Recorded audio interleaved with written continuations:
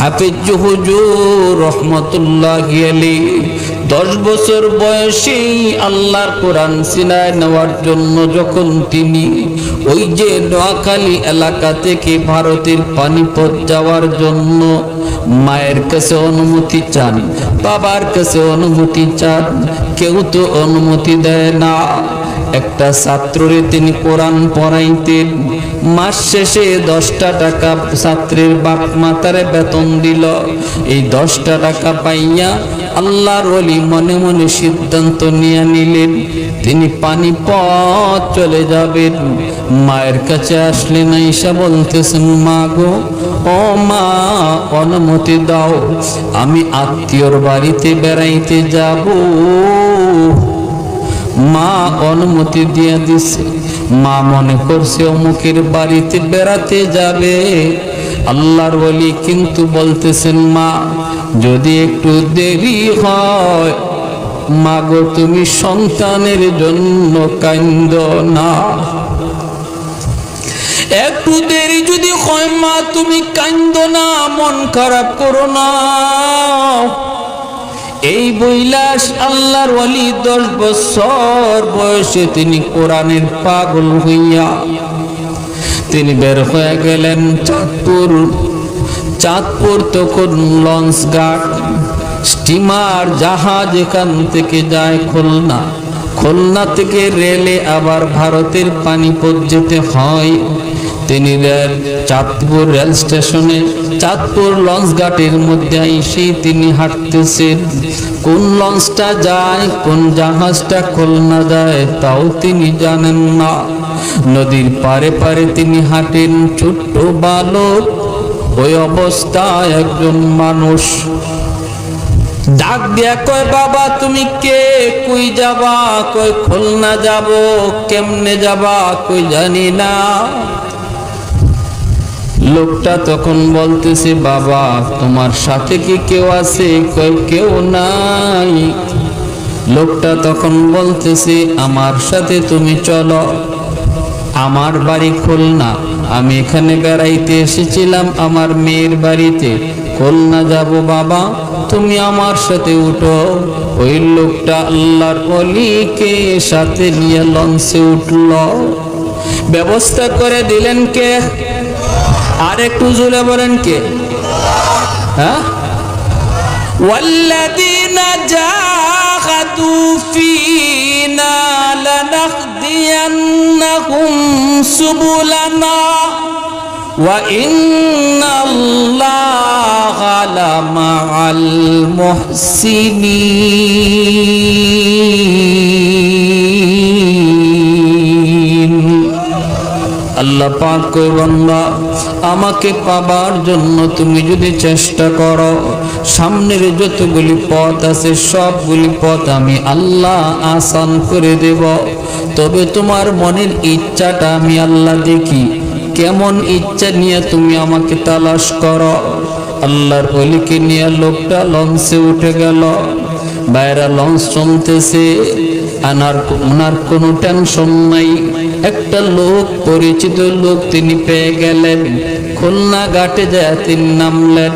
লোকটা এরপরে বাড়িতে চলে গেল। এইদিকে ওনার যত যা কিছু প্রয়োজন ছিল লঞ্চের লোকটা ব্যবস্থা করে দিয়েছে। তিনি সেখানে নামলেন নাই। এখন তিনি কেমনে যাবেন, কোথায় রেল স্টেশন, কিছুই তো জানেন না, কিছুই তো বুঝেন না। অচেনা অজানা, নিজেও একদম ছোট্ট বাবু। হঠাৎ করে একটা পাগলা কুকুর, আল্লাহর ওলি, ওনার পায়ের মধ্যে কামড় দিয়া বসলো। পাগলা কুকুরের কামড় খেয়ে তিনি রাস্তায় পড়ে গেলেন, হাউমাউ করে কাঁদতে শুরু করলেন। এলাকার মানুষজন দৌড়ে আসলো। আয়েশা তাড়াতাড়ি করে তারা ধরলো, চেহারার দিকে তাকায়।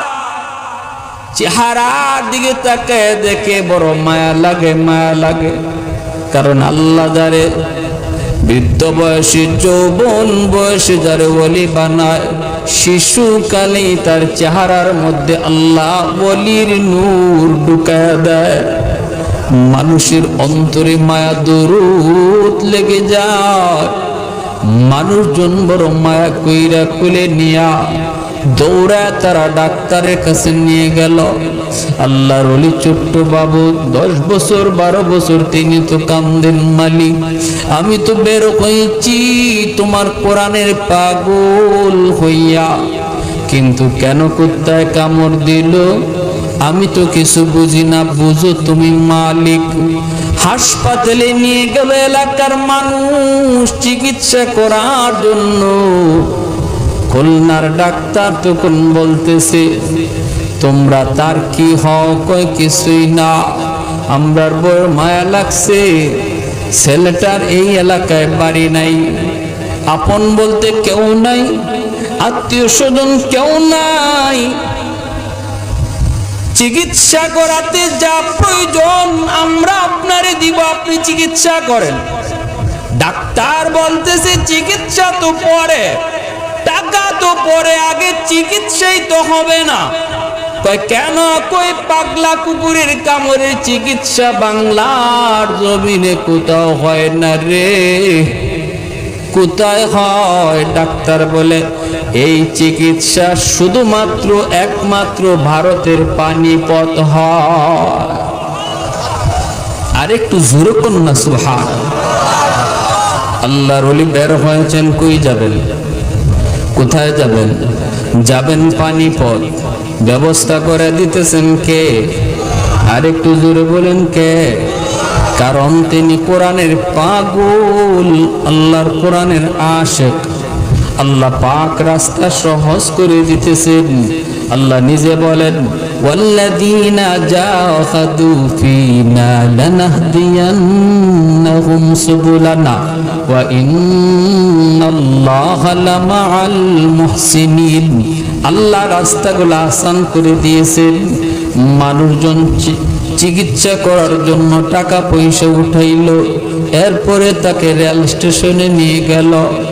রেলগাড়ি স্টেশনে নিয়া তারা টিটির সাথে এলাকার মানুষজন দেখা করলো। দেখা কইরা বলতেছি, টিটি সাহেব এই যে নেন টিকিট, 2টা টিকিট দিলাম, বাচ্চাটার যাওয়ার টিকিট, আসার টিকিট, কিন্তু আপনার কাছে অনুরোধ করি বলি আপনি তারে পানিপথের হাসপাতালে নিয়ে রেখে দিবেন, হাসপাতালের ঘাটে তারে নামায় দিবেন, কারণ তার চিকিৎসার শুধু প্রয়োজন, আর বাংলাদেশে এমন চিকিৎসা হয় না। আল্লাহর ওলি রেলগাড়িতে উঠলেন, ভাইয়েরা বন্ধুরা হাসপাতালে নামায় দিল, চিকিৎসা হলো, কিন্তু চিকিৎসা তো ওনার উদ্দেশ্য নয়। ছোট্ট কালে তিনি বুঝে গেছেন, মালিক এটা তো মূলত কুকুর নয়, তুমি পাঠাইছো, ঠিক কিনা? এটা তো মূলত কুকুরের কামড় নয়, আমাকে পানিপথ পাঠানোর উসিলা বানাইছো, আমাকে পানিপথ বানানোর উসিলা বানাইছো মালিক। দৌড়ায় তিনি মাদ্রাসায় গেলেন। মাদ্রাসায় যাইয়া বড় হুজুরের কাছে সব বৃত্তান্ত কইলা বললেন। হুজুর বলতেছে, বাবারে বড়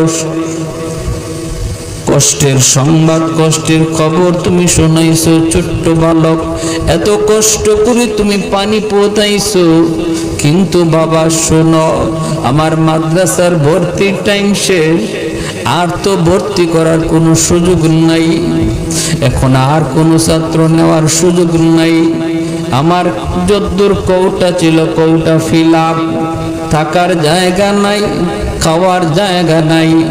তখনকার সময়ে ভারতের পানিপথ এলাকা অত্যন্ত গরিব ছিল, মানুষজন কোন রকম চলতেছে, মাদ্রাসাগুলিও কোন রকম চলে। বড় হুজুর বলতেছে, বাবা ভর্তির টাইম শেষ, আর ভর্তি করার সুযোগ তো নাই, বাকি তোমাকে বোর্ডিং এ রাখার মতো আমার কোনো সুযোগ নাই। আল্লাহর ওলি উস্তাদের পায়ে পড়ে কান্দেন আর বলেন, উস্তাদজি আমাকে আপনি আর ফেরত দিয়েন না, আমাকে আর ফেরত দিয়েন না গো।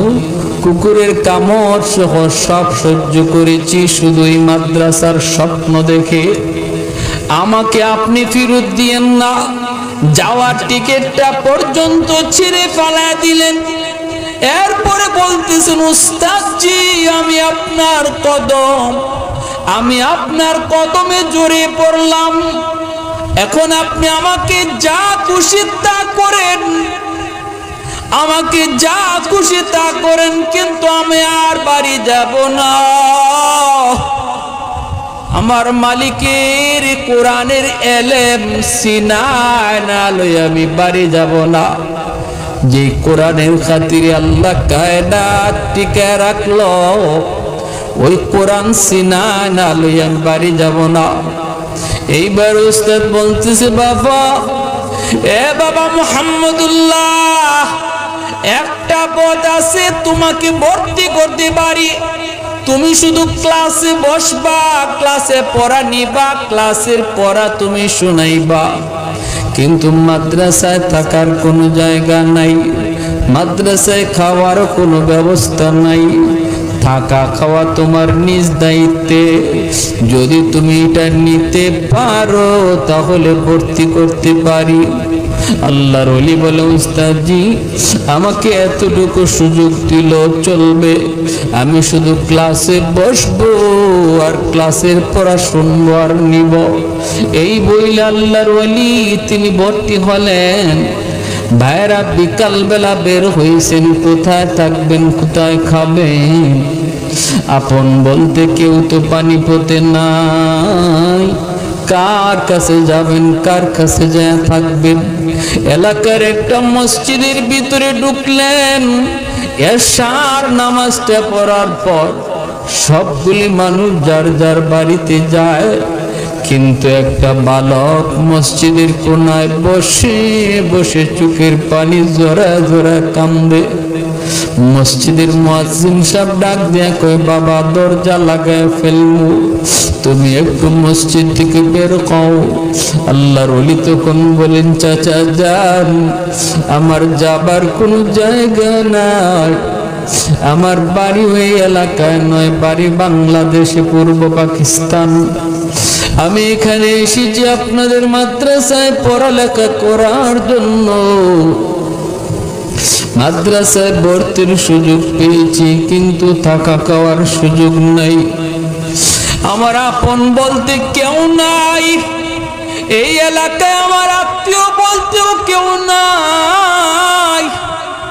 কার বাড়িতে যাব, কোথায় গিয়ে খাবো? আমি আপনার পায়ে পড়ি চাচা, আমাকে একটু জায়গা যদি দিতেন, আমি আল্লাহর ঘর মসজিদের বারান্দায় রাত কাটাবো। আমি মসজিদের বারান্দায় রাত কাটাবো আর কোরআন পড়বো, কোরআন শিখবো। আমি কারো কাছে খাওয়ার জন্য আবদার করবো না, আমার খাওয়াইতে হবে না, শুধু একটু থাকবার জায়গা দিবেননি। মসজিদের বারান্দায় মুয়াজ্জিন সাহেবের দিলে মায়া লাগলো, বলতেছে, বাবা আমাদের এলাকা বড় গরিব, একটু থাকার জায়গা দিতে পারি, কিন্তু যদি খাওয়ার কথা বলো পারবো না, কারণ এলাকার কেউ এমন নাই তোমাকে খাওয়াবে। তিনি বলেন, আমারে খাওয়াইতে হবে না, আমাকে একটু থাকার জায়গা দিলেই হবে। এই বইলে তিনি মসজিদের বারান্দায় একটু থাকার জায়গা পেয়ে গেলেন। ভাইরা কিছুক্ষণ পড়ালেখা করলেন, পেটে ক্ষুধা লাগলো, মসজিদের বারান্দা থেকে বের হয়েছেন রিজিকের সন্ধানে। পেটে প্রচন্ড ক্ষুধা, ছোট্ট বালক, পাশে একটি বাজার, ওই বাজারে একটা হোটেল, ভাঙ্গাচুরা একটা হোটেল। দেখতেছেন হোটেলের মালিক হোটেলটা বন্ধ করে ফেলবে, ওই অবস্থায় তিনি মালিকের কাছে যায় হাজির।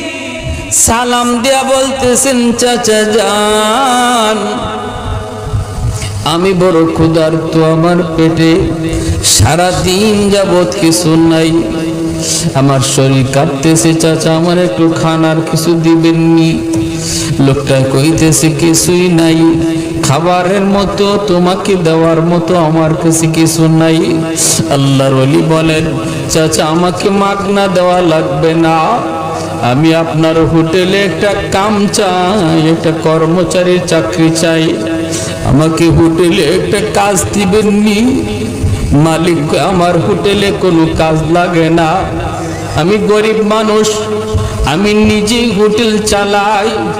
আল্লাহর ওলি বলেন, আপনার হোটেলে মানুষজন যে খাওয়া দাওয়া করে, এই জুটা থালা বাসন যে থাকে, এই জুটা থালা বাসনগুলা তো ধোয়ার লাগে একজন লোক প্রয়োজন, আমি আপনার ওই বাসনগুলি ধুয়ে ধুয়ে দিব রাত 10টার পরে আইসা, বিনিময়ে আপনি আমাকে 2টা রুটি দিয়েন। যেই রুটিটা বিক্রি করতে পারেন নাই, সারাদিন যেই রুটি কেউ নেয় নাই, এমন 2টা রুটি আপনি আমাকে দিয়েন। ওই শক্ত 2টা রুটি আমি পানিতে ভিজায় ভিজায় একটা খাবো, আরেকটা রুটি সারা দিনের জন্য রেখে দিব। একটা রুটি ভিজায় ভিজায় খাই আমি সারা রাত কাটাবো, আরেকটা রুটি পানিতে ভিজায় ভিজায় সারা দিন কাটাবো। বিনিময়ে আমি প্রতিদিন আপনার হোটেলে আইসা এই থালা বাসনগুলি নিজের হাতে পরিষ্কার করব। লোকটা তখন বলতেছে, ঠিক আছে, তুমি যদি এইভাবে চাকরি করো তাহলে অসুবিধা নেই, আমি পয়সা টয়সা দিতে পারবো না। তিনি বলেন, না, আমার পয়সা লাগবে না, মসজিদের বারান্দায় থাকেন, আল্লাহর কোরআন শিখেন, আর রাত 10টার পর আইসা ওই হোটেলে ঢুইকা ওই থালা বাসনগুলি তিনি নিজের হাতে পরিষ্কার করেন। 2টা রুটি দেয়, একটা রুটি ভিজায় ভিজায় খান, সারা রাত চলে যায়, আর একটা রুটি খায়া তিনি মাদ্রাসায় যান। এইভাবেই পড়ালেখা চলতেছে রে ভাই। অল্প দিনের ভিতরেই তিনি ক্লাসে 1 নাম্বার ছাত্র হয়ে গেছেন।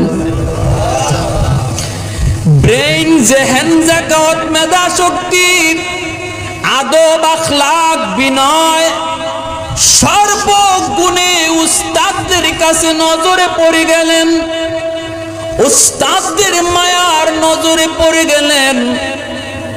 উস্তাদরা বড় মায়া করে, কিন্তু এই কথা জিগাইবার কোনো সুযোগ নাই, কারণ বড় হুজুর নিজেও জানেন, আমি আমার মুহাম্মদুল্লাহরে যদি জিগাইও কই তাকো কই খাও, হয়তো এমন বিবরণ দিবে যে বিবরণে আমি সইতে পারবো না, কিন্তু আমার তো কোনো ব্যবস্থা নাই, এজন্য উস্তাদও কিছু জিগায় না।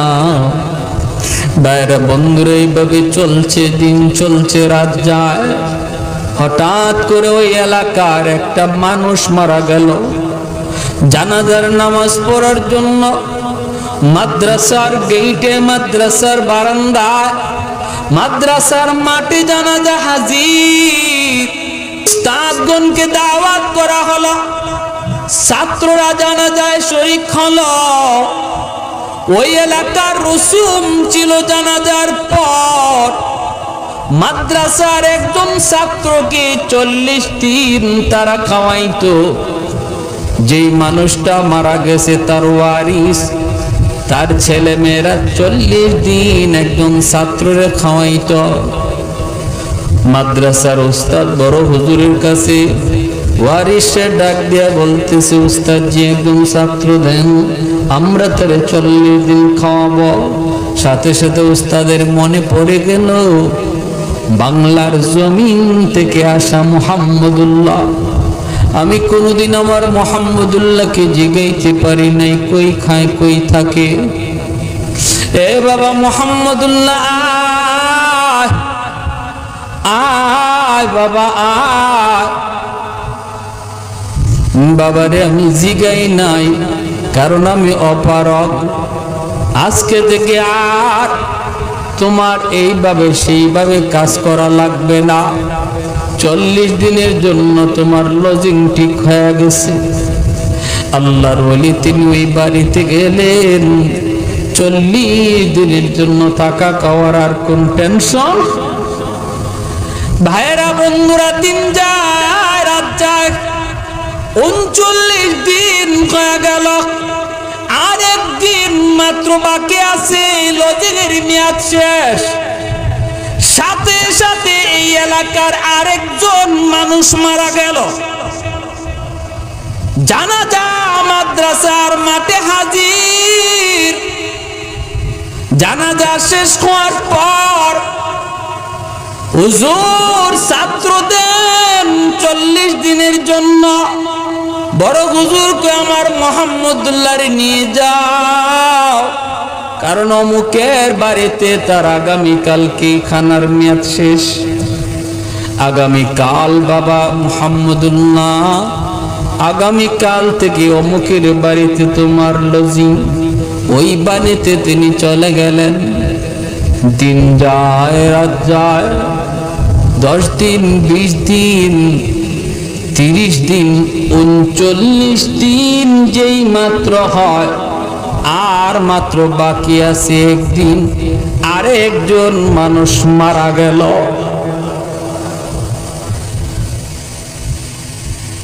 মাদ্রাসার মাটি জানাজা হাজির। উস্তাদজি ছাত্র দেন, এ বাবা মুহাম্মদুল্লাহ, আগামীকাল থেকে অমুকের বাড়িতে তোমার লজিং। চলে গেলেন।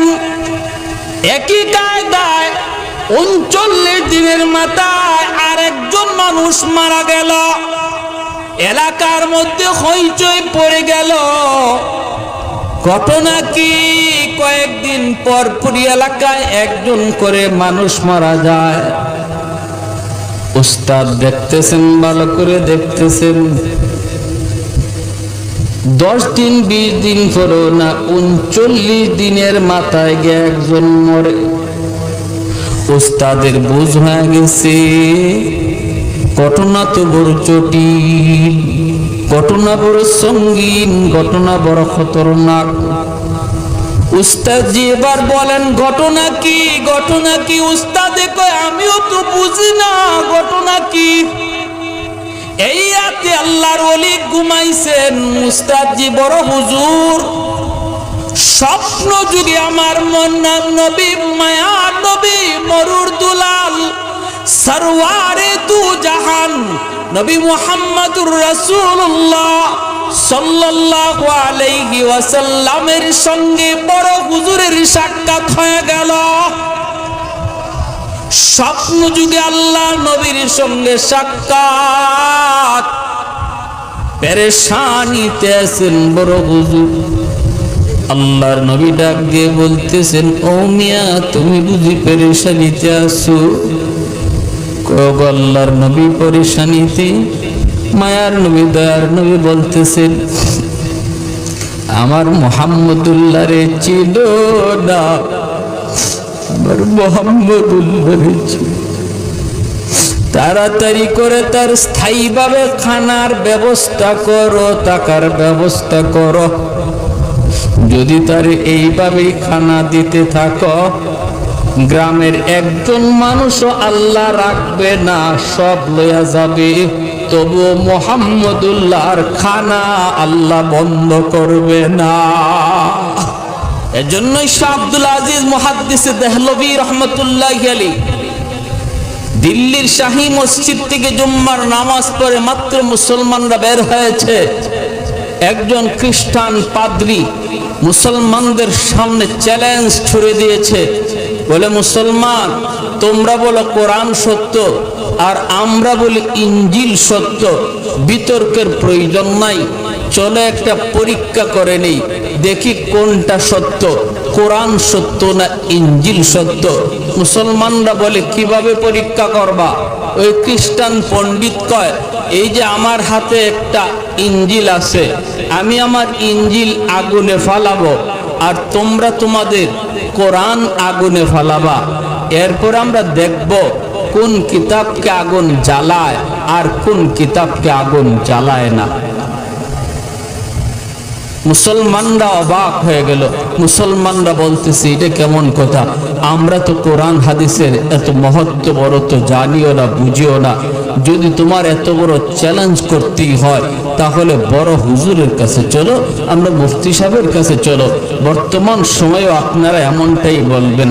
যদি আপনাকে কেউ ভিন্ন কথা বলতে চায়, যদি কেউ বলে নামাজ এভাবে দাঁড়ালে হয় না, নামাজ এভাবে পড়লে হয় না, কেউ যদি বলে না না জানাজার নামাজ এভাবে পড়লে হয় না, কেউ যদি বলে জুম্মার নামাজ এভাবে পড়লে হয় না, তাহলে আপনি বিতর্কে যাবেন না।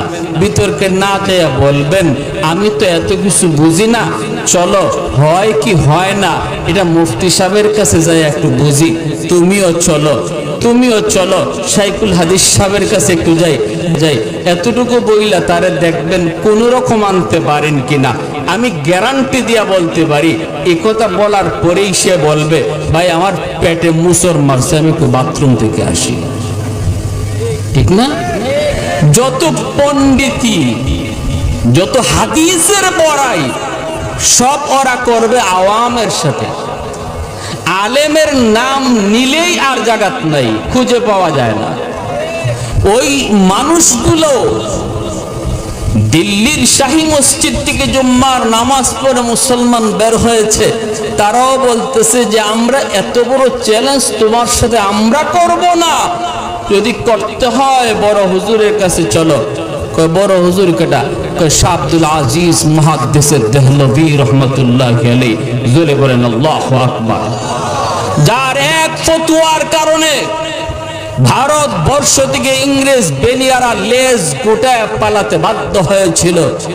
যিনি বলেছিলেন ভারত দারুল হার্ব হয়ে গেছে, ইংরেজদের বিরুদ্ধে জিহাদ করা ফরজে আইন, তার এই বিপ্লবী ফতোয়ার কারণে লাল চামড়াওয়ালা ইংরেজ বেনিয়া ভারত থেকে পালাতে বাধ্য হয়েছিল।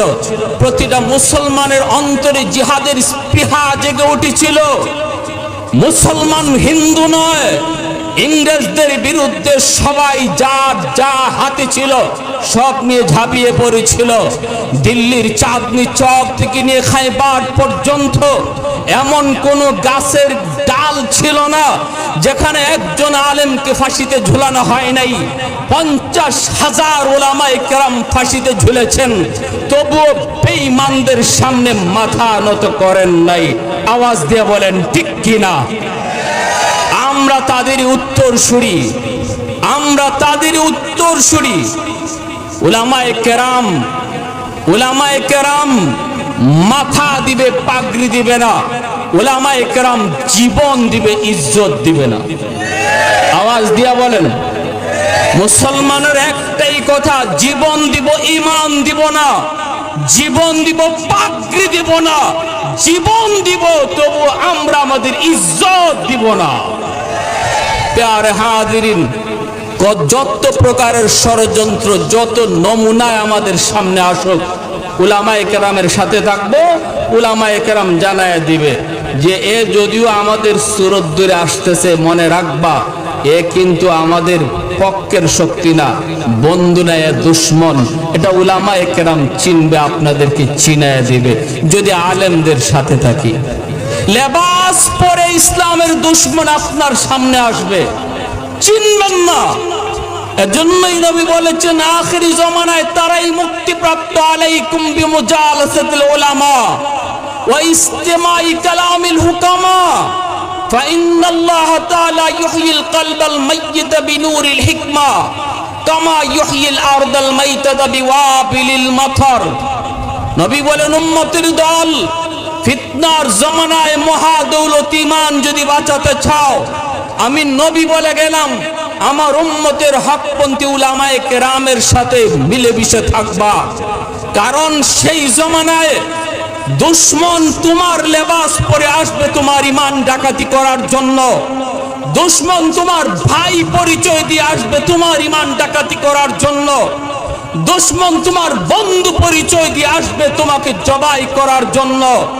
তুমি দেখবা লম্বা জুব্বা, তুমি দেখবা সুরত তোমার, কিন্তু সে যে কত বড় ডাকাত এটা চিনবে উলামায়ে কেরাম। আর উলামায়ে কেরাম তোমাকে পরিচয় জানায় দিবে। যদি তাদের সাথেই সঙ্গ দাও তাহলে মহাদৌলত ঈমান বাঁচাতে পারবা। প্যারে হাজিরিন, সেই ফিতনার জমানা এখন আমাদের মাঝে চলতেছে, ঠিক কিনা? আওয়াজ দিয়ে বলেন। আমাদের মাঝে সেই ফিতনার জমানা চলতেছে। সাবধান, একা একা হাঁটবেন না, নিজের পণ্ডিত মনে করবেন না। আমি অনেক কিছু বুঝি, হুজুরের কাছে যাওয়া লাগবে না। আপনি সবার আগে গোমরা হবেন, সবার আগে আপনি পথভ্রষ্ট হবেন। একা কখনো নিজেকে সেফ মনে করবেন না। সর্বদা অন্তত মসজিদের ইমামের সাথেও যদি আপনার সম্পর্ক থাকে, মসজিদের ইমাম নয় মুয়াজ্জিনের সাথেও যদি আপনার সম্পর্ক থাকে, একটা মাদ্রাসায় যদি আপনার আসা যাওয়া থাকে, দুশমনের কান খাড়া থাকবে, আপনার ঈমান ডাকাতি করতে আসবে না। কারণ সে দেখতেছে আপনার সম্পর্ক আলেমদের সাথে। যা কান পড়া দিবে আপনি সব আলেমদের বলে দিবেন, আর তখনই তার গুমর ফাঁস হয়ে যাবে, এজন্য সাহস করবে না। আর যখনই দেখবে আপনি একা একা হাঁটেন, তখনই আপনাকে টার্গেট করবে। বুঝে আসছে কি ভাই? কথা বেঠিক বললাম না ঠিক বললাম? যখনই দেখবে আপনি একা একা হাঁটেন, তখনই আপনাকে টার্গেট করবে।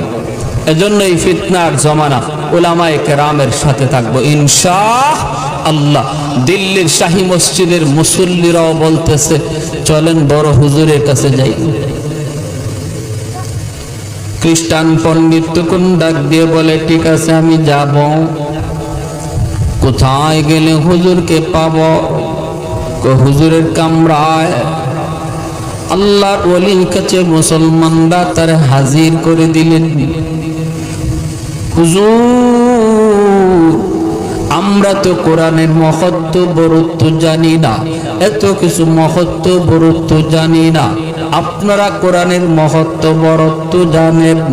ও কি বলতেছে আপনি ভালো করে শুনেন, আপনার কাছে নিয়ে এসেছি। আল্লাহর ওলি ডাক দেয়া বলেন কি বলতে চাও তুমি বলো। তখন বলতেছে হুজুর আপনারা বলেন কোরআন সত্য, আমরা বলি ইনজিল সত্য, বিতর্কের প্রয়োজন নাই। আসুন আমরা একটা চ্যালেঞ্জ করে নিই, একটা পরীক্ষা করে নিই। আল্লাহর ওলি বলেন কেমন পরীক্ষা তুমি করতে চাও?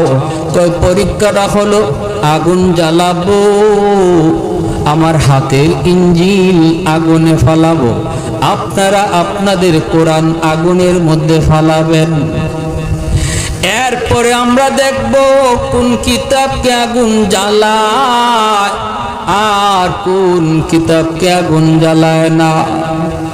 আল্লাহর ওলি শাহ আব্দুল আজিজ মুহাদ্দিস দেহলভী রাহমাতুল্লাহি আলাইহি বলেন আমি তোমার চ্যালেঞ্জ গ্রহণ করে নিলাম। তারিখ ঘোষণা করে জানায় দাও, মাইকিং করে জানায় দাও, হাজারো মানুষের সমাগম ঘটায় দাও, তারিখ জানাও, সময়সূচি জানায় দাও। বিশাল মাঠের মধ্যে এই চ্যালেঞ্জ হবে, এই পরীক্ষা হবে, আগুন জ্বালাবো, এই আগুনের ভিতরে আর ইনজিল ফালাবে, আগুনের ভিতরে কোরআন ফালাবো। এরপরে হাজারো মানুষজন দেখবে কোন কিতাব জ্বলে কোন কিতাব জ্বলে না। এলান করে জানাও, মাইকিং করে এলাকায় জানায় দেওয়া হলো মুসলমান হাজির, হিন্দুরা হাজির, খ্রিস্টানেরা হাজির, বৌদ্ধরা হাজির, সর্বধর্মের মানুষ এমনকি নাস্তিকেরা পর্যন্ত ময়দানে হাজির। পরীক্ষা দেখবে আজকে কোন কিতাব সত্য। হাজারো মানুষের সমাগম যখন ঘটে গেল, আল্লাহর ওলি মাইক নিয়ে বলতেছেন, ও উপস্থিত আমার ভাইরা, যে ধর্মের মানুষ হাজির হয়েছ, ভালো করে তোমরা শোনো। চ্যালেঞ্জ হলো, সে তার হাতের ইঞ্জিল আগুনের ভিতরে ফালাবে, আমি আমার কোরআন আগুনের ভিতরে ফালাবো। কিন্তু আমি তোমাদের সামনে আজকে ঘোষণা দিতেছি, শুধু আমি চ্যালেঞ্জটার একটু বাড়ায় গ্রহণ করলাম। কয় কেমন? খ্রিস্টান পণ্ডিত কয় বাড়ায় আবার কেমন? আল্লাহর ওলি বলেন, তুমি তোমার ইঞ্জিল বুকে লইয়া আগুনে ঝাঁপ দিবা, আমি আমার কোরআন বুকে লইয়া আগুনে ঝাঁপ দেব। পণ্ডিতের পেটে মুচড় মারছে, শরীর ঘেমে গেছে, ডাক দিয়া বলতেছে, হুজুর মাপ চাই। কয় হুজুর আমি মাপ চাই। আল্লাহর ওলি বলেন, মাপ চাওয়ার কি আছে এখানে? কয় না হুজুর, আমি এত বড় চ্যালেঞ্জ লইয়া আসি নাই, আমি আসছি আমার হাতের ইঞ্জিল আগুনে ফেলাবো, আপনি আপনার হাতের কোরআন আগুনে ফেলাবেন। আল্লাহর ওলি বলেন, আমি কোরআন বুকে লইয়া যদি আগুনে ঝাঁপ দিতে পারি, তুমি কেন পারবা না? আমার তো বিশ্বাস আল্লাহর কোরআনও জ্বলবে না, আমিও জ্বলবো না। যদি তোমার ইঞ্জিল কিতাব সত্য হইবে, ইঞ্জিল কিতাব জ্বলবে না, তুমিও জ্বলবে না। তাহলে অসুবিধা কি? তুমি পারবা না কেন? রাজি না কেন? খ্রিস্টান পণ্ডিত কই, হুজুর আমি মাপ চাই, হুজুর আমি মাপ চাই, আমাকে এত বড় পরীক্ষা আপনি ফালায়ান না। আল্লাহর ওলি বলেন, দেখো পিছনে কিন্তু হাজারো হাজারো মানুষ উপস্থিত, ভাগবার কোনো চেষ্টা করবা না, পথ তুমি খুঁজে পাবা না। চ্যালেঞ্জটা কিন্তু আমি করি নাই, করছো তুমি। আমি শুধু একটু বাড়ায় বলছি, তাহলে তোমার যাবার কোনো পথ নাই। কই হুজুর আপনি আমারে বাঁচান, হুজুর আপনি আমাকে বাঁচান। আল্লাহর ওলি বলেন, বাঁচাইবার কোনো পথ নাই। ষড়যন্ত্র কি ছিল বলো? ভিতরে তোমার ষড়যন্ত্র কি ছিল বলো, খুলে বলো, তাহলে চেষ্টা করবো বাঁচানোর। হাজারো মানুষ বহু দূর থেকে আসছে দেখার জন্য, এখন যদি ভাগবার চেষ্টা করো, ঘুষি কিন্তু একটা মাটির পড়বে না, খুঁজো তোমাকে পাওয়া যাবে না। কয় হুজুর মাপ চাই, আমারে বাঁচান বাঁচান। আল্লাহর ওলি বলেন, বাঁচাবো, কিন্তু বলো তুমি কি ষড়যন্ত্র লইয়া আইছো? তখন বলতেছে, হুজুর আমি সব খুলে বলতেছি, আপনি আমার বাঁচাইবেননি। হুজুর বলে, আমি দেখবো, চেষ্টা করব। মাইক নিয়ে তুমি কও কি ষড়যন্ত্র নিয়ে আইছো? তখন মাইকটা হাতে নিয়ে খ্রিস্টান পাদ্রী কয়, উপস্থিত জনতা ভালো করে শুনো রে, আমি একটা চিটার, আমি একটা বাটফার, আমি বাটফারি করার নিয়তে এসেছি।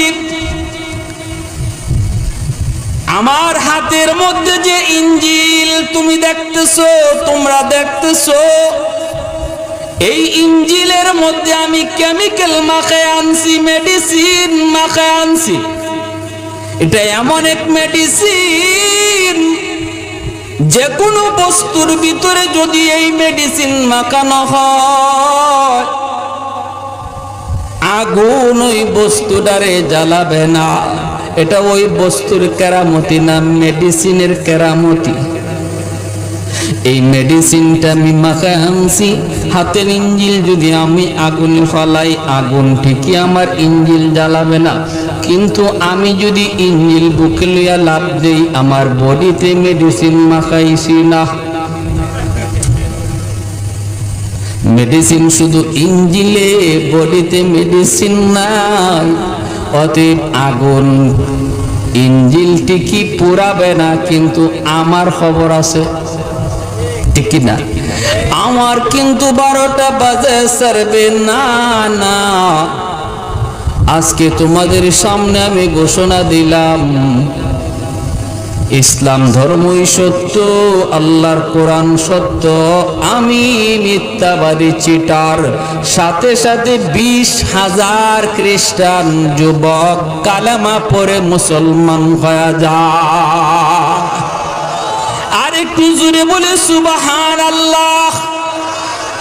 उल्फत में बराबर के वफा हो के जफा हो, उल्फत में बराबर के वफा हो के जफा हो, हर चीज में लज्जत है अगर दिल में मजा हो,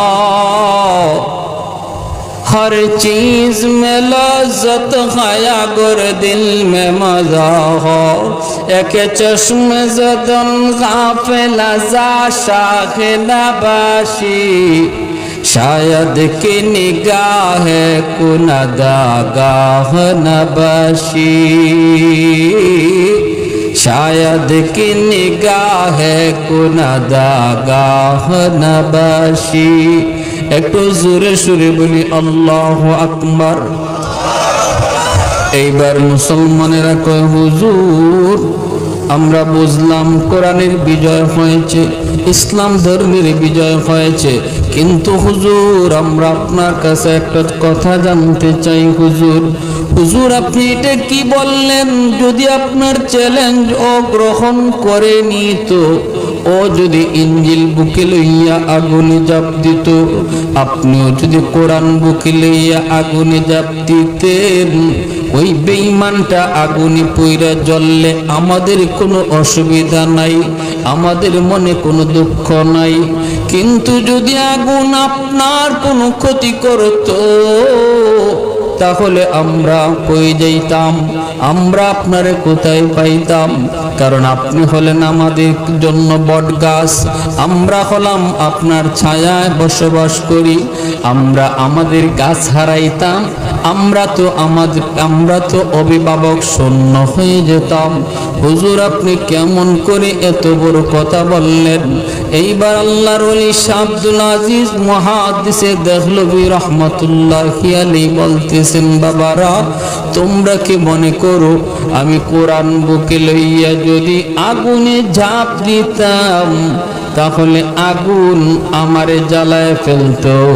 তোমরা কি এমনটা মনে করো? তারা বলতেছে, হুজুর এমনটাই তো মনে করি। আল্লাহর ওলি বলে, রে শোনো, 100 ইয়াকিন আমার অন্তরে ছিল, আমি যদি কোরআন বুকে লইয়া আগুনে জাপ দিতাম, আগুন কোরআনও জ্বালাইতো না। আমি আব্দুল আজিজের একটা পশম আগুন জ্বালাইতো না। আমাকে জ্বালাবে দূরের কথা, পশম জ্বালাইতো না। কারণ যার সিনার মধ্যে আল্লাহর কোরআন, নবীর হাদিস বলে জাহান্নামের আগুন তার জ্বালায় না। দুনিয়ার আগুন তো ছাতা, দুনিয়ার আগুন তার কোনো ক্ষতি করতে পারে না। আজকে হিফজখানা নিয়া, কোরআনের হাফেজদের নিয়া, আমাদের লেবাসের বেশে, আমাদের লেবাস পইরা এক শ্রেণীর মুনাফিক মাদ্রাসার বিরুদ্ধে, হিফজখানার বিরুদ্ধে সমাজের মানুষের মধ্যে কুৎসা রটনা করে। এদেরকে চিহ্নিত করা দরকার, চিনে রাখা দরকার, এদের থেকে সাবধান হওয়া দরকার। ঠিক কি না জুড়ে কর? কেমনে চিনবো? কয় হক্কানি উলামায়ে কেরামের সাথে যদি তাকে আমরা চিনব। এক লোক কয়, হুজুর বুকে আমার যে সাহস, কত সাহস হইলে আর্মি পরীক্ষা দাও। বউ বলতেছে, মজা করি একটু, রাজি আছেন সবাই? বলবো বলবো বলবো। বউ বলতেছে, তুমি তো জীবনে বহু চাকরি করলা, কিন্তু আমার খুব শখ আর্মির বউ হইতাম। তখন কি করা লাগবে? আর্মি ট্রেনিং দিতেছে, একটু যাই খারাও না, মার্শাল্লাহ দেহটা তো কম বড় না, হাতে পায়ে তো বেশ লম্বা ওই দেখা যায়। কয় ঠিক আছে আমি যাই, তুমিও দোয়া কইরো। বডিটা যখন 5 ফুট 7 ইঞ্চি 8 ইঞ্চি গেছে, যাই মার্শাল্লাহ বডি অনুযায়ী ফিট। আর্মির অফিসারে কয় তুমি যে আর্মি হইতে আইছো, বুকে সাহস আছে নি? স্যার সাহসটা যদি দেখানি যেত, বুকটা ছিঁড়ে যদি আমার সাহসটা দেখানি যেত, আমি দেখাইতাম। দেশের লাগে আমি যে কোনো মুহূর্তে মরতে রাজি, আমার জান দিতে কোনো পরোয়া নাই। অফিসার কয় ঠিক আছে, মুখে কইলেই তো হয় না, একটা পরীক্ষা দেওয়া লাগবে, বুকে সাহস আছে কিনা। কয় স্যার যে কোনো পরীক্ষা নেই, আই এম রেডি। কত ঠিক আছে তুমি খাড়াও। কয় খাড়াইতাম মানে? বলে তুমি এখানে খাড়াইবা 10 হাত দূর, আর আমি তোমার 10 হাত দূর থেকে তোমার মাথার মাত্র 1 আঙ্গুল উপরে দিয়ে একটা গুল্লি করবো। গুল্লি কি করব? গুলি বুঝেননি? ফায়ার। কয়েকটা ফায়ার করবো তোমার মাথার মাত্র 1 আঙ্গুল উপরে দিয়া। এতেই বোঝা যাবে তোমার বুকে সাহস কি পরিমাণ আছে, দেশের লাগে তুমি জীবন দিতে পারবা কি পারবা না। হ্যাঁ কয় স্যার কয় আঙ্গুল উপরে দিয়ে স্যার? কয় 1 আঙ্গুল। কয় ইন্না লিল্লাহ।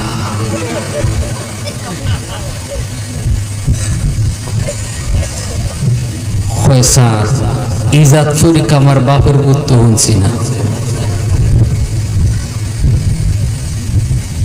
স্যার, আর কোনো পরীক্ষা নাই স্যার। স্যার কয় না, ইন্টারভিউ তোমার লাগে একটাই, 1 আঙ্গুল উপরে বললি।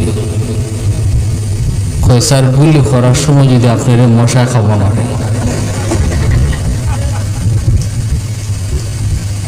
কইতে আমার কাম তেজপাতা। এত কথা বলেন তুমি না, একটু আগে খালি কইছো বুক ভরা সাহস, কইলে সিরে দেখাইতে পারলে দেখাইতা। হয়তো এর লাগে ইজাত পরীক্ষা নেই, আর কোনো পরীক্ষা নাই। কত লিখিত পরীক্ষা, মৌখিক পরীক্ষা, কত পরীক্ষা আছে। না, সাহসের পরীক্ষাই নেই। এখন পরীক্ষা দিলে দাও, না দিলে ভাগো, আমার টাইম নেই। কইতে স্যার আমার একটু সুযোগ দেন, আমি আমার ম্যাডামের সাথে একটু বুঝ কইলাই। ম্যাডামই তো ফাটাইছে, আর্মির বউ তো। আচ্ছা ঠিক আছে যাও, ম্যাডামের সাথে পরামর্শ কর। ভাই তার চাইয়া কই গো, বউ দৌড় দে বাইরিস, কি হয়েছে? চাকরি হয়েছি কেন? তখন ওই বলে চাকরি। বাপরে, আর্মির বই বা কি সব তোমার। কি হয়েছে কও না? স্যার এমন পরীক্ষা করতো, কয় এমন পরীক্ষা আর্মিও লাগতো না, এর আগে আমি তেজপাতা। কি স্যারে কয় আমারও 10 হাত দূর দাঁড় করাইব, আর আমার মাথার মাত্র 1 আঙ্গুল উপরি দিয়া গুলি করব। আচ্ছা গো বিবি তুমি কও তো, যদি একটু নিচ দেয়া যায়? বউ কইতে ঠিক একটু, এই গুলির কোনো গ্যারান্টি আছে নি? কোন মাই বাপ আছে? এটা কোন ভাই যায় কোন ভাই? কত তুমি স্যাররে বললা না আর কোনো পরীক্ষা? কয় ভাও ধরতে বাকি রয়েছে খালি। এটাই মানে ওই না, কয় পরীক্ষা একটাই। এখন আমি আসছি তোমার সাথে বুঝ পরামর্শ করতে, তুমি যদি কও পরীক্ষা দিমু, তোমার কথায় যদি আমার জীবন যায় গেল, জামাই হারাইবা। আর যদি ওই তো হইল এ তুমি ক পরীক্ষা দিমুনি না দিমু না। বউ কি জাত চালাক বুঝেন, বউ কয় হুন আমি তোমার একটা বুদ্ধি শিখাইয়া দিই। কয় তুমি চার আঙ্গুল উফরি দেখছো মানে না, কয় না চার আঙ্গুল উফরিতে নিয়ে এক আঙ্গুল উফরিতেই করবো। কয়তে তুমি এক কাম করবা বাজারে যাও কাপড় লইয়া। কয়ের পরে কয় গিয়া টেইলার রে কইবাই তোমারে আদা কুসা টুপি বানাই দিত। আদা তুষা কি বানাইত, মাঝে মাঝে রাস্তাঘাটে আপনারা দেখুন নেনি আদা তুষা টুপি।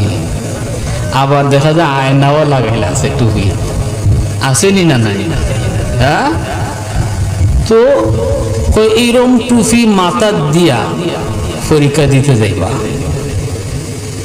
গিয়া স্যার রে কইবা স্যার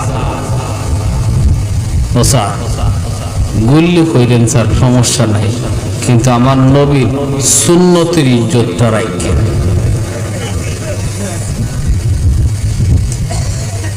বেটা কইলা রে এত বছর ধরে তোমার লিয়া গড় করি, আর তুমি যে অত বুদ্ধি লিয়া ঘুমাও এটাই তো আমি জানি না। মহিলার আর বুদ্ধি শুদ্ধি কিছু আসেনি না নাই? আওয়াজ আসতে কেন? বাংলাদেশ কেডা চালায়? হ্যাঁ, বুদ্ধি না থাকলে নি, বুদ্ধি আসেনি না নাই? আমরা সৌদি আরব যাই, বিভিন্ন সময় হজে যাই, গেলে পরে কিছু মানুষ আমরা কয় একদিন আমি এক বছর আমার 2011 সালে একজন আমার কয় কিরি আমার বাড়ি কই, আরবিতে জিজ্ঞেস। আমি বললাম বাংলাদেশ। বাংলাদেশ বাংলাদেশে তো বেড়া মানুষ আসেনি, হিগু দিবা মাতিবে কি সে বেটা মানুষ আমার তোমার পছন্দ হয় না? কে পছন্দ হইতে? বেড়া মানুষও যদি থাকতো এক বেটি যায় আর এক বেটি আয়, বেড়াই কই কথা ঠিক না? এর কথার কোন জবাব আছে? বেটি দুইজনই, একজন যায় আর একজন আয়, বেড়াইন কই কোন জবাব আছে? আমরা বুদ্ধি আছে, বুদ্ধি আছে। হ্যাঁ, টুফি উফি মাথার দিয়া পাঞ্জাবি লাগাইয়া গেছে পরীক্ষা দিত। আর্মির অফিসারে কয় কি সে সুরতি বদলে গেল? কয় স্যার চিন্তা করে দেখলাম যদি বুলেট নিচ দিয়ে যায় তো তো মরণ লাগবো, আর মরলে নবীর সুন্নত লই মরতাম। এই জন্য একদম সুন্নতি লেবাস ফিরে আসছে। কত তো মাশাআল্লাহ তোমার নিয়ত বড় ভালো, দাঁড়াও। স্যার গুলি করবাই নি আপনি? বলে জি। খারাপ হয়ে গেল, এমনি আইসে এখানে। স্যার একটা কথা আছে স্যার, কানে কানে। কি কথা? কথা হইল স্যার গুলি তো করবেন কইবেন, কিন্তু এটা চিনেননি, এটা আমার নবী সুন্নত টুপি। টুপির যদি গুলি লাগেতে সুন্নতের ইজ্জত নষ্ট হইব। আমার নবী সুন্নতের ইজ্জতটা রাখেন। অফিসার এখন বুঝছি তো, এই জন্য অত উসাদ টুপি লাগাই আইছে। গুলি উফরিতে নিবার লাগে টুপি লাগাইছ, ঠিক আছে দাঁড়াও দেখা যাক পরেরটা কি হয়। এর হর দাঁড় করাইছে। এখন অফিসার বন্দুক রেডি করে, আর এর হাতেও খাবে পাও খাবে। বন্দুক খালি উফরিয়ে তুলে আর এ খালি খাবে। যেই মাত্র মাথা বরাবর করছে, হে চৌকুক মুজ্জা কালিমা কালিমা ভরে লিছে, রেডি মৃত্যুর লাগে। সারে গুল্লি করছে 2 হাত উফরি দিয়া, খালি গুলির আওয়াজটা হইছে, এতে করে তার ফ্যান ফায়জমা শেষ।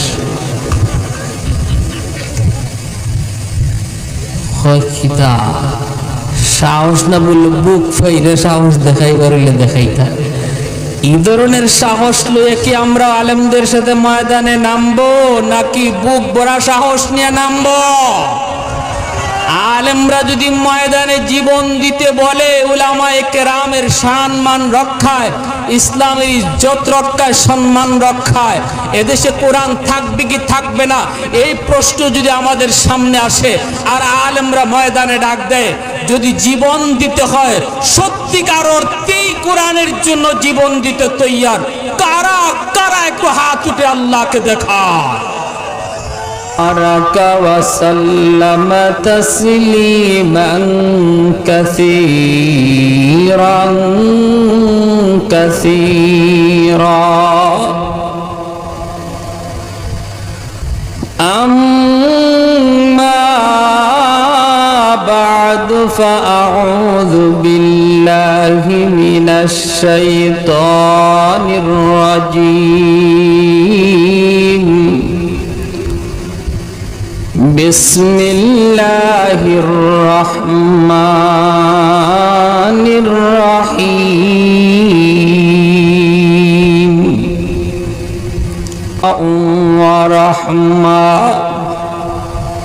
ওয়া রাহমাতুল লিল মুমিনিন।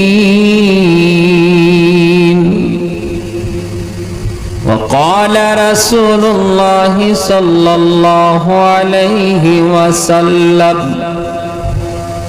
إن العالم يستغفر له من في الأرض ومن في السماء حتى الحيتان في جوف الماء وفي رواية النملة في جحرها أو كما قال النبي عليه الصلاة والسلام। সবাই নামাজের দুরূদ পড়ি, শ্রেষ্ঠ দুরূদ। اللهم صل على محمد وعلى آل محمد كما صليت على إبراهيم وعلى آل إبراهيم إنك حميد مجيد।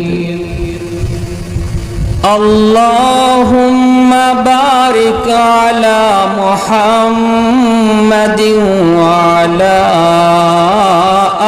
آل محمد كما باركت على إبراهيم وعلى آل إبراهيم إنك حميد مجيد।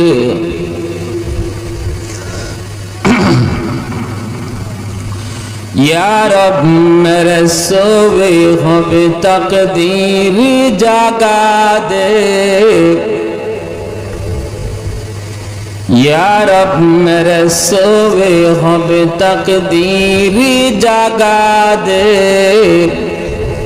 आंखें मुझे दी है तो मदीना भी दिखा दे, आंखें मुझे दी है तो मदीना भी दिखा दे। सुनने की जो कुव्वत मुझे पाची ने खुदावंद,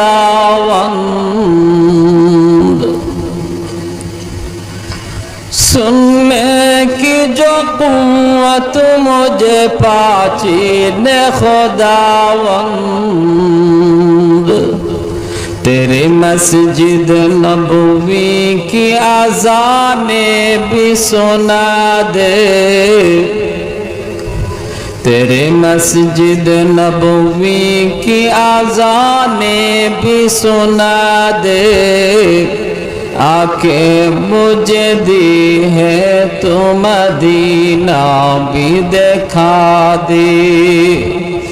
आके मुझे दी है तो मदीना भी दिखा दे या रब मेरे सोए होवे तकदीरी जागा दे आंखें मुझे दी है तो मदीना भी दिखा दे हौरों की न गिल्मा की न जन्नत की तलब है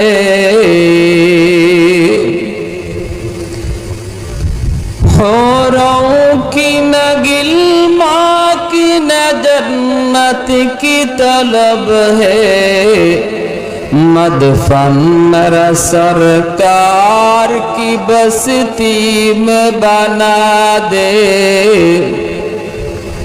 मदफन मेरा सरकार की बस्ती में बना दे आके मुझे दी है तो मदीना भी दिखा दे आके मुझे दी है तो मदीना भी दिखा दे या रब मेरे सोए होवे तकदीरी जागा दे आंखें मुझे दी है तो मदीना भी दिखा दे मोहब्बतेर साथे सबाई बोली आमीन जबान खुले अल्प समय जिकिर करी ला इलाहा इल्लाल्लाह जुरे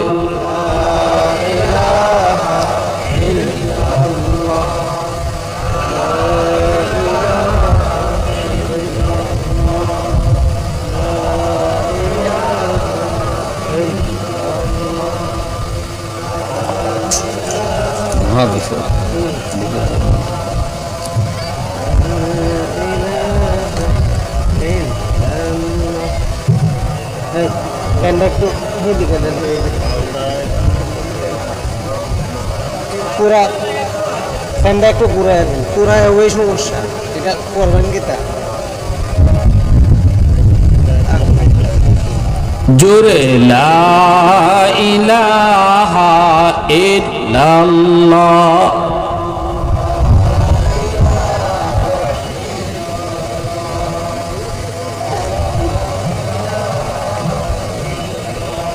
লা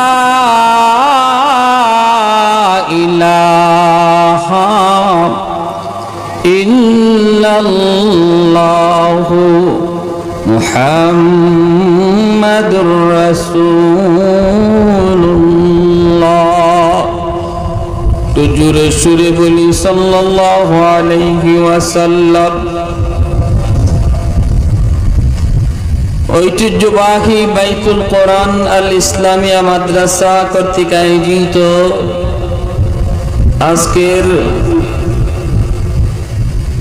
দস্তারবন্দি উপলক্ষে বিশাল ওয়াজ মাহফিলের সম্মানিত সদর ইজলাস সভাপতি সাহেব উপস্থিত জাতির বিবেক ওলামায়ে কেরাম অত্র এলাকার মুরব্বিয়ানে আযম কলিজার টুকরো যুবক পর্দার আড়ালে পর্দানিশীন মা ও বোনেরা আল্লাহ পাকের দরবারে হাজারো কোটি শুকর যে রব্বুল আলামিন বড় দয়া করে মায়া করে মেহেরবানি করে এই মুহূর্তে আমাদেরকে দুনিয়ার সমস্ত শুগলাত পেরেশানি আর ব্যস্ততা থেকে মুক্ত করে আল্লাহ এবং আল্লাহর রাসূলের মহব্বত অন্তরে নিয়ে কোরআন হাদিসের মাহফিল তথা মায়ার নবীর হাদিসের ভাষায় জান্নাতের বাগানে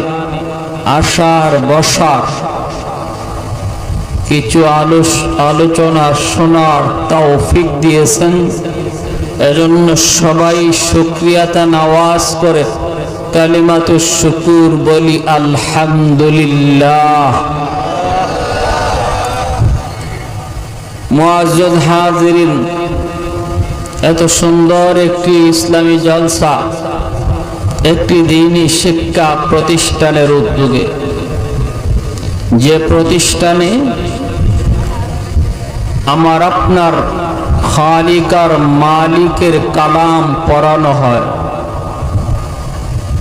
বোঝানো হয়, শেখানো হয়, আমল করা হয়, করানো হয়, এবং আমার নবী, রহমতের নবী, মায়ার নবী, সর্বশ্রেষ্ঠ আদর্শের অধিকারী যে নবী, খুলুকে আযীমের অধিকারী যে নবী, সে নবীর আদর্শ শিখানো হয়।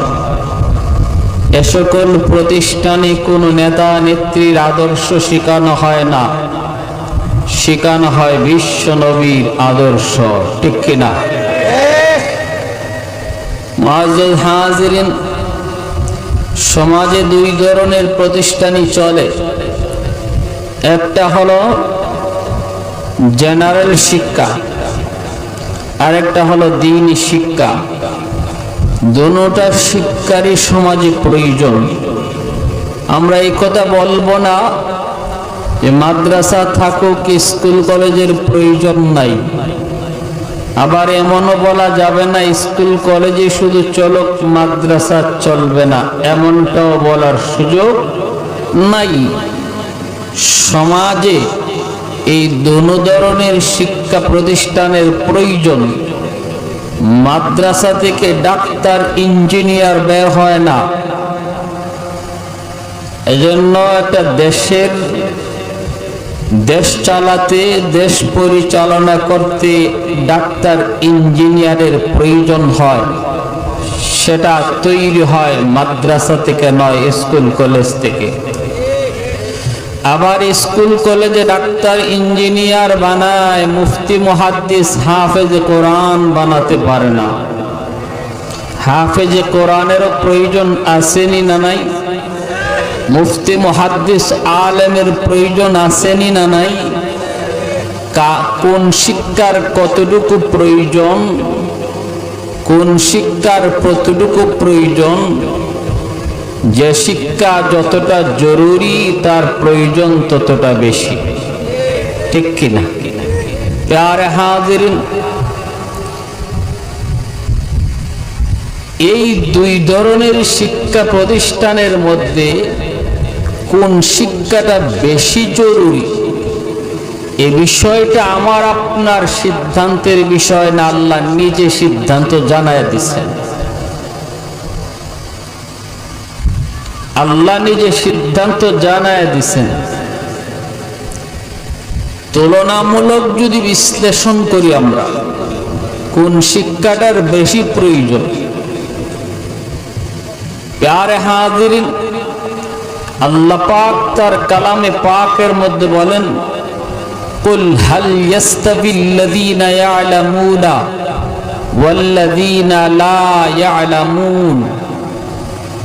আল্লাহ বলেন, বন্ধু আপনি বলুন। আল্লাহ তার হাবিবকে সম্বোধন করে বলেন, বন্ধু আপনি বলে দিন, যারা কোরআন পড়ে, পড়ায়, বুঝে, বুঝায়, আমল করে, করায়, এরা আর যারা এভাবে কোরআন পড়ে না, বুঝে না, এই দুই শ্রেণী আমি আল্লাহর কাছে কোনো দিন সমান নয়। সিদ্ধান্তটা কার? আর একটু জোরে বলেন, কার? আল্লাহ নিজের। কোনো দিন সমান নয়। বলে সামান্য বেশ কম, 19-20 নয়, আকাশ পাতাল তফাৎ। আকাশ পাতাল তফাৎ। কারণ এই কোরআনের শিক্ষা যতদিন দুনিয়ায় থাকবে, আল্লাহ ততদিন দুনিয়া টিকায় রাখবে। কোরআনের তালিম সমাজে যতদিন চলবে, ততদিন আসমান থেকে নিয়ামতের বাড়ি দ্বারা বর্ষিত হবে। কোরআনের তালিম যেদিন বন্ধ হয়ে যাবে, সেদিন থেকে রহমতের দরওয়াজাও বন্ধ হয়ে যাবে, গজবের দরওয়াজা খুলে যাবে। তাহলে একটা দেশের জন্য, একটা সমাজের জন্য মাদ্রাসার প্রয়োজন কতটা? আল্লাহর রহমত পাওয়া যতটা, আল্লাহর রহমত আমরা যতটা আশা করি, মাদ্রাসার প্রয়োজন ততটা। যেরকম সুবহানাল্লাহ। মাদ্রাসা থাকবে, হাফেজে কোরআন তৈরি হবে, মুফতি মুহাদ্দিস তৈরি হবে, তো রহমতের বাড়ি দ্বারা বর্ষিত হবে। যেদিন থেকে বন্ধ হয়ে যাবে, সেদিন থেকে রহমতের দরওয়াজাও বন্ধ হয়ে যাবে। এজন্যই উলামায়ে কেরামের জন্য, মাদ্রাসার জন্য, ছাত্রদের জন্য, কোরআন শিক্ষার জন্য আল্লাহর নবী বলেন, তোমরা যদিও তাদের মূল্য না বুঝো, তোমরা যদিও এদের কদর না জানো, আসমান জমিনের আর যত মাখলুক রয়েছে সবাই উলামায়ে কেরাম এবং মাদ্রাসার কদর বুঝে এবং জানে, বিধায় তারা সর্বদা আল্লাহর কাছে দোয়া করতেছে।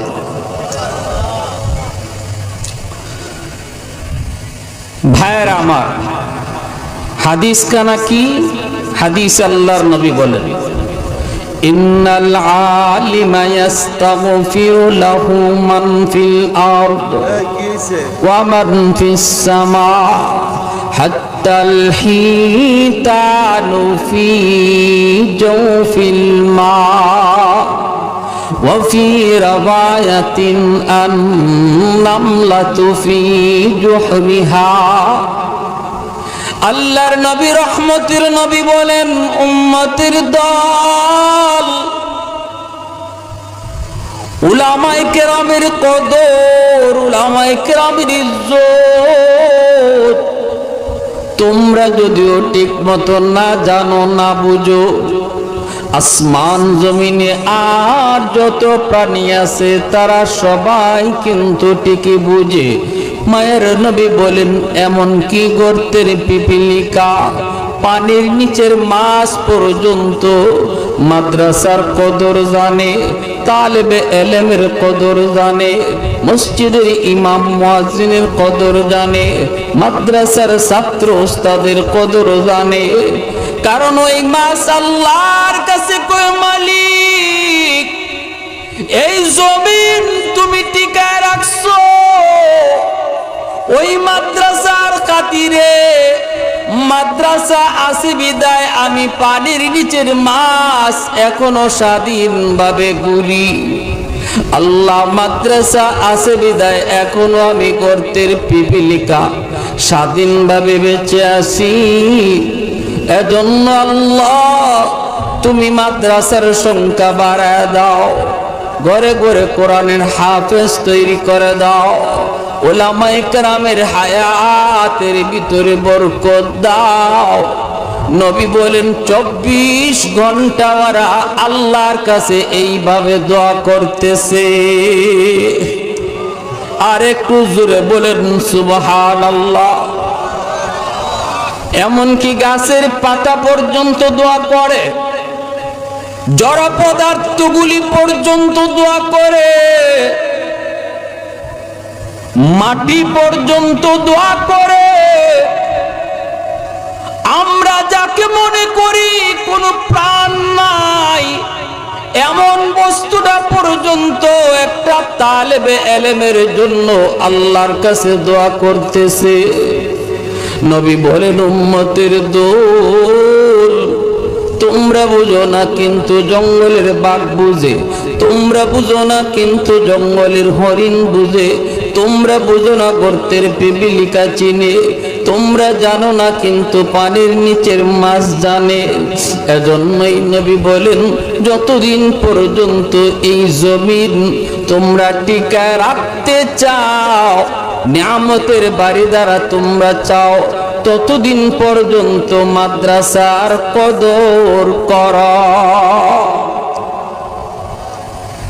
আরে আল্লাহর গোলাম, সুস্থতার নিয়ামত তুমি যদি চাও, দুনিয়ার ভিতরে আল্লাহ তোমাকে যত প্রকারের নিয়ামত আল্লাহ তোমাকে দান করেছে রে আল্লাহর গোলাম, ওই নিয়ামতগুলা যদি তুমি স্থায়ী চাও, আল্লাহ তোমাকে ফ্যাক্টরির মালিক বানাইছে, আল্লাহ তোমারে শিল্পপতি বানাইছে, আল্লাহ তোমারে ধন দিয়েছে, জন দিয়েছে, আল্লাহ তোমারে সুস্থতার নিয়ামত দিয়েছে। এখনো তোমার জন্য পূর্ব আকাশ থেকে সূর্য ওঠে, এখনো তোমার জন্য নদী থেকে মাছ মিলে, এখনো তোমার জন্য গাছ থেকে ফল মিলে। নবী বলেন এই সমস্ত নিয়ামত যদি তুমি জারি রাখতে চাও, তোমার স্বার্থে তুমি মাদ্রাসার কদর করা লাগবে। মাদ্রাসার সাহায্য যদি তুমি না করো অসুবিধা নাই, আল্লাহ চালায় নিবে। কিন্তু মাদ্রাসা যদি কোনো কারণে বন্ধ হয়ে যায়, সবার আগে তুমি বিপদে পড়বা। তুমি সবার আগে তোমার নিয়ামত আল্লাহ ছিনায় নিবে। আর গাছ